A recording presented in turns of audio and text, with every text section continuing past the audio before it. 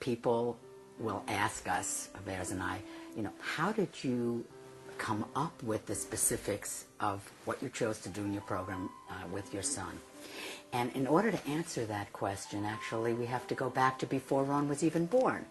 At that time in our lives, Bears and I were learning a very special process of self-exploration. And it involved discovering and changing the beliefs that we had that actually were the kind of underbelly for us, for our fears, for our self-judgments, for our discomforts, and changing those into ones that would support our feeling good about ourselves and good about everything in our life. So by the time Ron was born and then ultimately diagnosed with autism, we were two very different people. And it was only because of that, and only because of the changes that we made in ourselves personally, that honestly we could even embrace or welcome this child into our lives the way we did, with seeing him, seeing his behavior, seeing the challenge as an opportunity for us. We didn't know an opportunity for what until later, but an opportunity nevertheless, certainly not a tragedy in our lives. And we felt that his being in our lives was only going to gift us, and was a gift to us. That's what we decided. We actually decided that, and we decided that we were certainly hopeful about the future. Our attitude of acceptance had to be far more inviting and alluring and appealing to him than disapproval.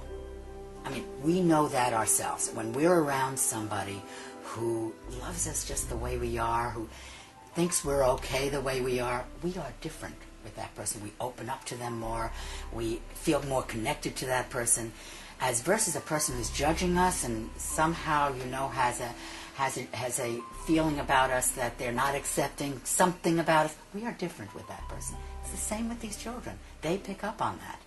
So that became very important. And the last thing being, it was so clear to us that this child could not find his way to our world.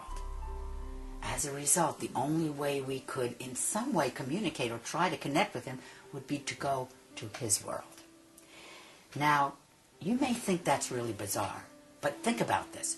We see a baby in a crib, and the baby doesn't even have to be doing anything, just laying there like a lump in the carriage or in the crib. What do? We go, again, we do all of these crazy, silly, fun faces, things that we do with this child. Why? Because we're doing what we think the child's going to relate to, what the child might smile at.